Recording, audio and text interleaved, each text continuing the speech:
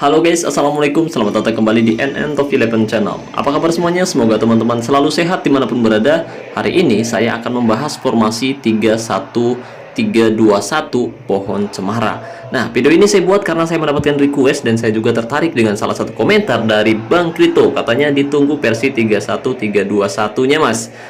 Di sini dia menempatkan DL, DR, DC, kemudian ML, MR, MC, 2 AMC dan 1 striker, dan penjaga gawang dengan gaya main keeper sweeper lebih cocok menurut saya.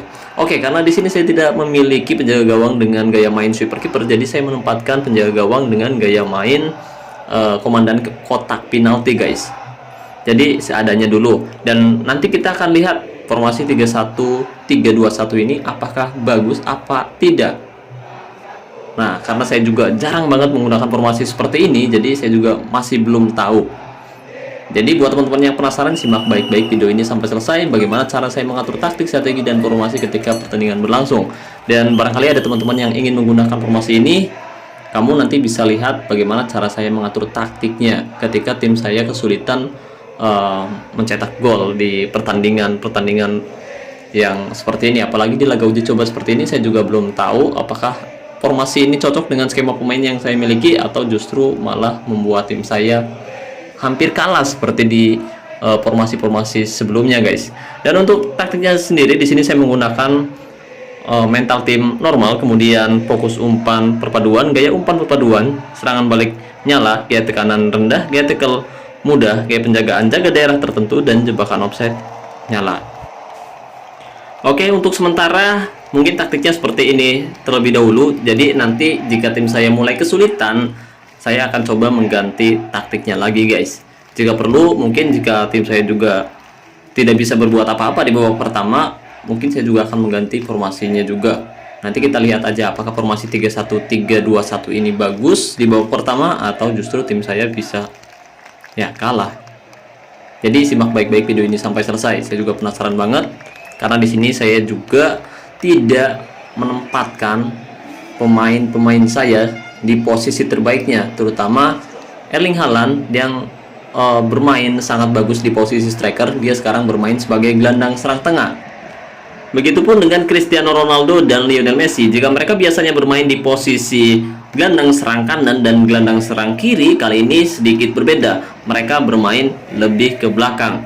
Dan yang pasti itu bukan posisi terbaiknya guys. Seperti di video sebelumnya ketika saya memberikan peran Ronaldo dan Messi di posisi gelandang kanan dan di posisi gelandang kiri, justru mereka bermain tidak cukup bagus dan hampir saja tim saya kalah.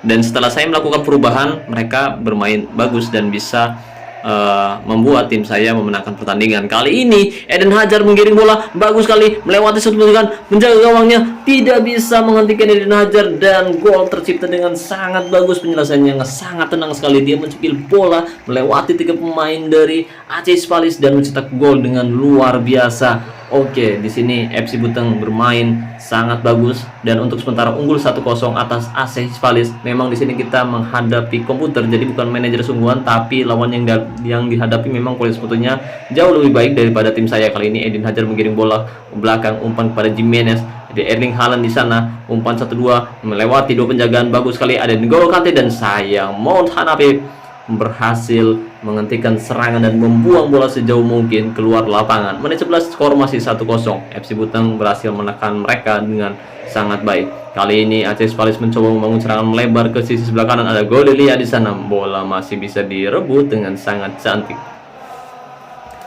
Skor masih 1-0 di menit 14. Mereka menggunakan formasi 3-3-4 dan tentu saja ini akan membuat pertahanan saya sedikit ketar-ketir karena mereka banyak menempatkan penyerang, dan tentu saja dengan 2 striker yang mereka miliki, mereka bisa sangat merepotkan tim saya. Berbahaya, dan lagi-lagi Cristiano Ronaldo berhasil, dan sayang sekali ada potensi offside pemirsa. Kita lihat apakah offside atau tidak. Cristiano Ronaldo, dan sangat jauh sekali, harusnya gol. Oke, onside ternyata pemirsa. Gol tercipta, skor menjadi 2-0 untuk keunggulan FC Buteng di menit 17. Oke, mereka bermain cukup bagus dan sangat tenang. Umpan-umpan panjang dari area pertahanan membuat AC Spalis yang hanya menempatkan 3 back kesulitan menghentikan penyerang dari FC Buteng. Kali ini AC Spalis mencoba membangun serangan dari area tengah. Ada siapa di sana? Masih bisa direbut. Ada Rocky, Rocky berhasil merebut bola. Oke, untuk ball possession sendiri FC Buteng sedikit lebih unggul 52 berbanding 48%. Kali ini AC Palis mencoba serangan balik. Berbahaya sekali. Umpan 1-2 jauh ke depan maksudnya. Tidak bisa. Oh, sayang sekali Quesada terjebak offside pemirsa. Quesada terjebak offside. 3 back yang saya tempatkan berhasil menjebak pemain AC Palis. Di menit 27 tidak ada serangan yang efektif untuk AC Palis kali ini. FC Buteng mencoba membangun serangan kembali dari sisi sebelah kiri. Ada Cristiano Ronaldo, umpan pada Meyer, jauh ke depan melebar ke sisi sebelah kanan, maksudnya Lionel Messi yang dituju, tapi bola masih bisa dipotong dengan sangat baik. Itu mungkin karena postur Lionel Messi yang pendek dan dia tidak bisa menjangkau bola yang cukup tinggi. Serangan balik tercipta kali ini.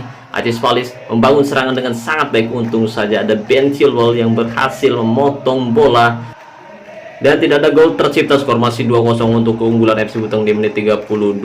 Kali ini AC Palis mencoba membangun serangan kembali.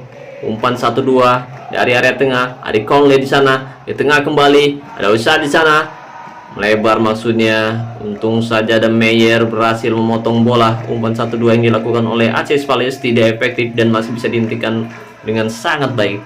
Dari tadi kita belum bisa melihat umpan-umpan crossing yang dilakukan oleh AC Palis. Dan mereka mencoba menembus area tengah pertahanan tim saya, tapi masih gagal di babak pertama ini pemirsa. Kembali AC Palis mencoba melewati 2 penjagaan dan hampir saja tadi tendangannya untung saja melambung di atas mistar gawang FC Buteng. Skor masih 2-0 di menit 39.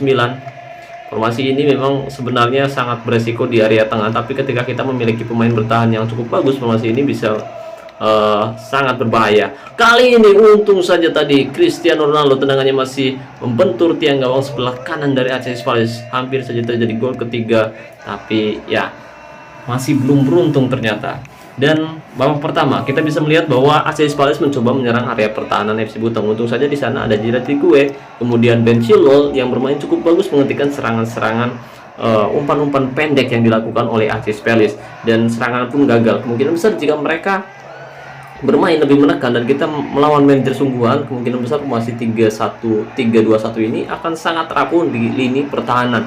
Dan ini sering saya lakukan, dan saya juga sering menggunakan formasi 3 back dan sangat rapuh sekali di area pertahanan, dan ini sangat beresiko buat teman-teman yang ingin menggunakan formasi seperti ini jika tidak memiliki pertahanan yang bagus. Jadi pastikan pertahanan tim teman-teman solid agar bisa menghentikan serangan-serangan dari area tengah pertahanan. Kali ini Cristiano Ronaldo mencoba menggiring bola bagus saja, dan untung saja masih bisa ditepis dengan sangat baik oleh penjaga gawang dari AC Palis. Skor masih 2-0 untuk keunggulan FC Buteng.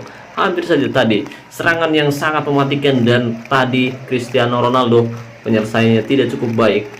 Haaland mencoba membangun serangan kembali, melebar ke sisi sebelah kiri maksudnya, tapi bola masih bisa dipotong dengan sangat baik. Tidak ada serangan balik, bola dibuang jauh keluar lapangan oleh pemain bertahan dari AC Palis. Skor masih 2-0.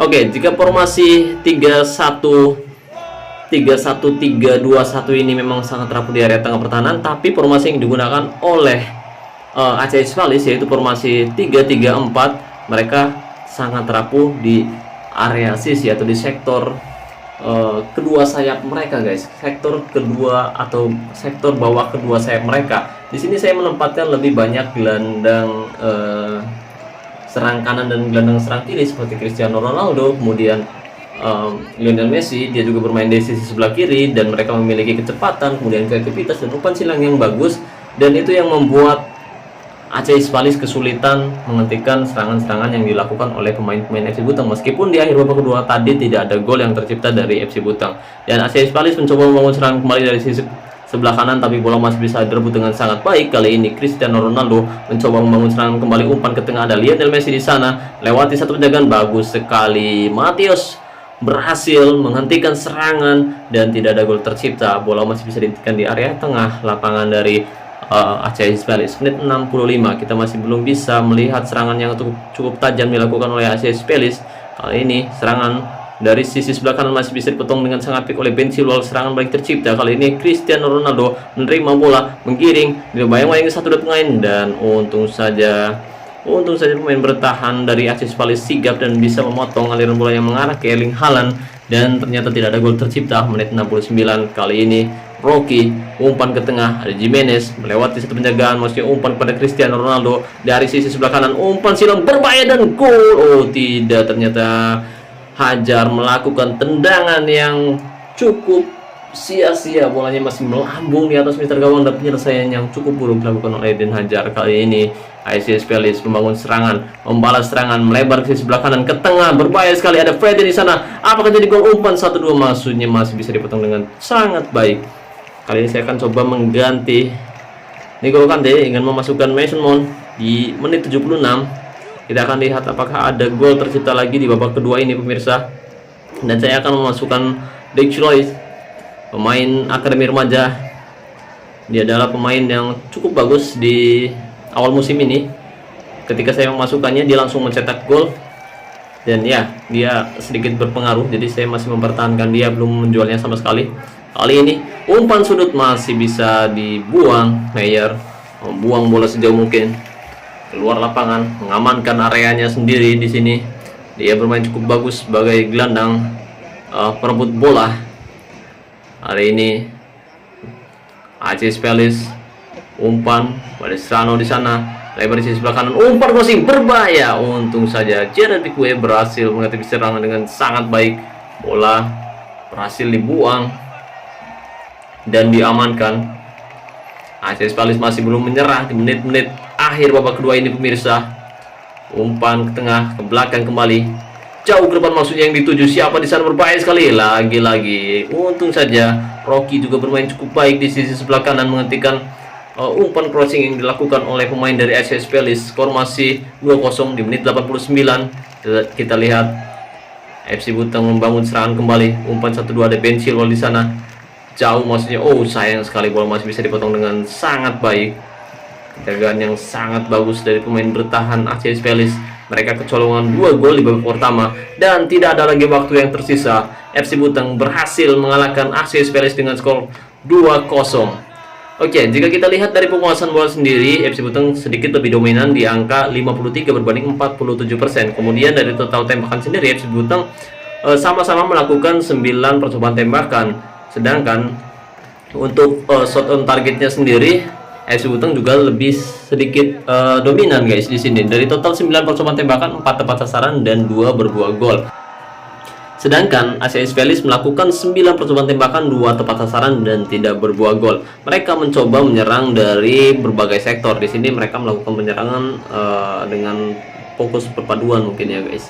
Fokus umpan perpaduan, dan tentu saja di sini man of the match-nya bukan Hajar, bukan Erling Haaland, bukan juga Jimenez atau Cristiano Ronaldo atau Lionel Messi, tapi Gerard Pique di posisi bek tengah. Seperti apa yang saya bilang tadi di pertandingan, bahwa ketika kita menggunakan formasi 3 back, kita harus memiliki salah satu pemain bertahan yang bagus dan pastikan pertahanan kamu solid, karena resikonya yaitu formasi 3-1-3-2-1 ini akan sering menjadi sasaran empuk serangan balik tim lawan dan bisa berbuah gol jika lawan memiliki striker atau penyerang yang tangguh. Jadi pastikan kamu memiliki pertahanan yang solid. Oke, untuk kesimpulannya sendiri, formasi 3-1-3-2-1 ini memang cukup bagus dan mendominasi serangan, tapi saya ingatkan lagi, formasi ini sangat berisiko terkena serangan balik cepat tim lawan.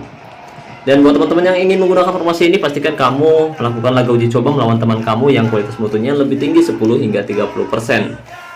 Dan jika dalam 5 pertandingan tim kamu selalu menang melawan tim yang kualitas mutunya lebih tinggi, kemungkinan besar taktik, strategi, dan formasi ini cocok dengan skema pemain yang kamu miliki. Oke, saya ingatkan lagi sebelum pertandingan, pastikan bonus latihan di angka 10% untuk tim dan individu. Kemudian kondisi pemain bugar, moral pemain kalau bisa mantap, itu akan lebih bagus dan minimal sangat baik. Itu yang bisa membuat pemain kamu bisa bermain lebih maksimal, dan pastikan kamu memiliki salah satu pemain andalan atau salah satu pemain yang sangat berpengaruh di dalam tim kamu guys, entah itu pemain bertahan, gelandang, ataupun striker. Oke, terima kasih banyak buat teman-teman yang sudah menonton video ini sampai selesai. Terima kasih banyak buat teman-teman yang sudah request, dan mohon maaf jika komentar dari teman-teman masih belum bisa saya balas satu persatu. Mungkin di lain waktu jika ada kesempatan saya akan membalasnya satu persatu, dan saya ucapkan mohon maaf sebesar-besarnya. Oke, itu saja yang bisa saya bahas kali ini. Terima kasih banyak. Saya ucapkan wassalamualaikum warahmatullahi wabarakatuh. Salam olahraga, salam Top 11 Indonesia.